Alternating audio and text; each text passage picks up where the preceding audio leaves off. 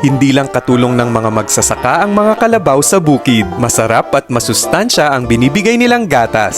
Sa maunlad na bayan ng Talavera, Nueva Ecija, matatagpuan ang DVF Dairy Farm na gumagawa ng mga iba't ibang produkto na gawa sa gatas ng kalabaw tulad ng kesong puti, pastillas, yogurt at marami pang iba.